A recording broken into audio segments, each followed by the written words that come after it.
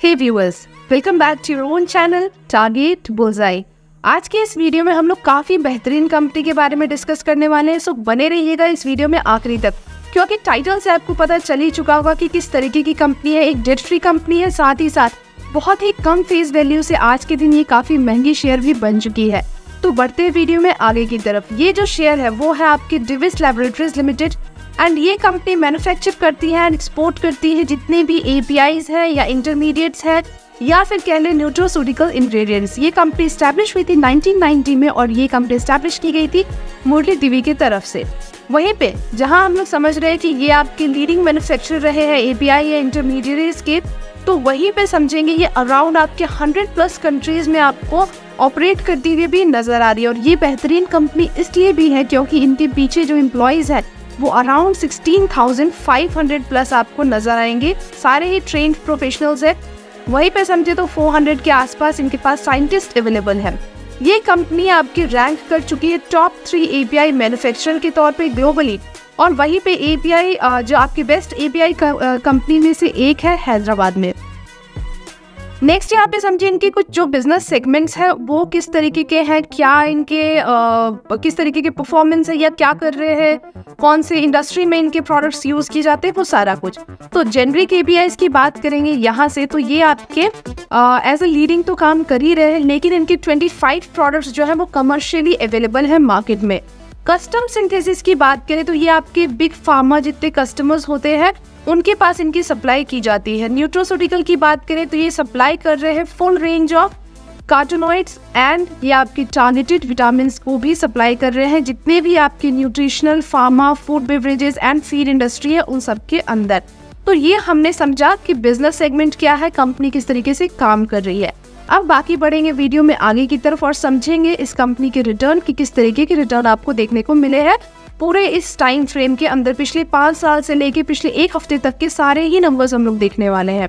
सो 1 week से लेके अगर हम लोग 5 ईयर्स की बात करते हैं, यहाँ बेशक आपको एक फ्लक्चुएशंस देखने को मिला है, क्योंकि कभी आपको 6 महीने में परफॉर्म अच्छा करता हुआ नजर आया था, 37% के आसपास रिटर्न दिया, तो कहीं वहीं आपको इस 1 साल में -3% के आसपास रहा, 2 साल में -22 के आसपास रहा। वहीं 3 ईयर्स और 5 ईयर्स की बात करते तो जितना लंबा होल्ड किया लोगों ने इस कंपनी के अंदर उतना ही ज़्यादा बेहतरीन आपको परफॉर्मेंस देखने को मिला है, रिटर्न आपको ज़्यादा बेहतरीन देखने को मिला है। और पिछले 2 साल से मार्केट में भी आप देख सकते हैं जिस तरीके की हलचल बनी हुई थी उन सबको भी मद्देनजर अगर रखते हुए बात करें तो थोड़ा मार्केट में आपको हर एक कंपनी के अंदर जो रिटर्न रहे हैं वो काफ़ी ज़्यादा आपको एक कह सकते कि कम देखने को मिले हैं या बहुत ज़्यादा फ्लक्चुएशंस आपको देखने को मिले हैं। So moving forward, stock valuation. सो स्टॉक वैल्यूएशन यहाँ देखेंगे 0.8% है। वहीं पे EPS है 68.11 इंडस्ट्री पी और स्टॉक पी की बात करें तो बेशक आपको ये थोड़ा सा ओवर वैल्यूड प्राइस पे जरूर मिल रहा है, लेकिन शेयर बुरा बिल्कुल भी नहीं है। नेक्स्ट यहाँ पे समझे डेट एंड कैश फ्लो। तो बेशक आपको कंपनी के पास जो डेट है या कंपनी के ऊपर जो डेट है वो बिल्कुल भी जीरो है। दैट मीन्स ये डेट फ्री कंपनी और काफी लंबे समय से भी डेट फ्री कंपनी। ऐसा नहीं है कि अभी डेट फ्री हो गई ये कंपनी एंड देन आपके अगले साल आपको वापस से इसके ऊपर डेट बढ़ता हुआ दिखा, नहीं, ये काफ़ी लंबे समय से आपको डेट फ्री कंपनी के तौर पे ही काम करती हुई नजर आई है मार्केट में। कैश फ्लो की बात करेंगे, काफ़ी अच्छे खासे नंबर में इनके पास कैश फ्लो भी अवेलेबल है जो कि 4,187 करोड़ के लगभग, जो कि काफ़ी लार्ज नंबर भी है। वहीं पे समझिए इनके जो क्वार्टरली परफॉर्मेंस है वो किस तरीके के निकल के आए हैं या फिर ईयरली परफॉर्मेंस है वो किस तरीके के निकल के आए हैं। सो यहाँ से आपको देखने को मिलेंगे इनके जो पिछले जून 2022 के नंबर्स थे उनमें आपको वहाँ से लेके आपके दिसंबर 2022 तक आपको डिक्लाइन देखने को मिला है। और उसके बाद पिछले क्वार्टर में या फिर आप कह सकते हैं आपको ये नंबर जो है थोड़े से बढ़ते हुए दिखे हैं। अभी करंट क्वार्टर के इनके रिजल्ट्स नहीं आए हैं। वहीं ऑपरेटिंग प्रॉफिट की बात करेंगे तो ऑपरेटिंग प्रॉफिट में भी इसी तरीके से आपको डिक्लाइन देखने को मिला है, लेकिन स्लाइटेस्ट रिकवरी आपको देखने को मिली है मार्च 2023 में। नेट प्रॉफिट की बात करें तो नेट प्रॉफिट में भी आपको जो पैटर्न देखने को मिल रहा था वो डिक्लाइन फेज में ही था और उसके बाद 321 करोड़ के आसपास का इनका जो नेट प्रॉफिट है वो निकल के आया है पिछले क्वार्टर, विच इज मार्च 2023 की हम लोग बात कर रहे हैं। करंट क्वार्टर अभी फिलहाल आपको नंबर्स यहाँ पे नहीं पब्लिश हुए हैं।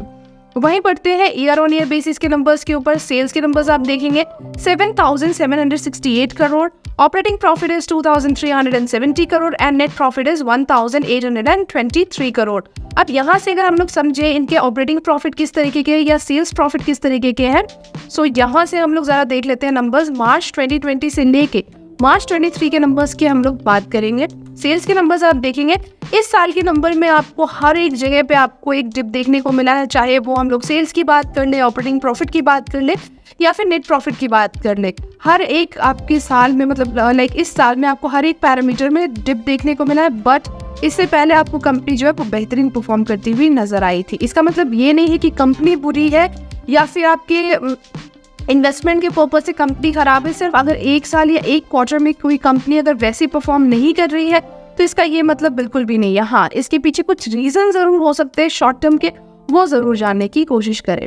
नेक्स्ट यहाँ पे अगर हम लोग समझे तो sales and profit growth ratio अभी तक के किस तरीके के नजर आ रहे हैं, वो है आपके पिछले 5 साल में, जहाँ पर ये नंबर्स आपको ऊपर देखने को मिल रहे थे 16% एंड 15%, ये आपको घटते हुए जरूर नजर आए हैं। 1 ईयर में आपके -39% हो चुके हैं प्रॉफिट ग्रोथ, और वही सेल्स ग्रोथ की बात करें तो इट इज -14%। वही समझ लेते हैं इनके ROE एंड ROCE रेशियोज किस तरीके के निकल के आए हैं।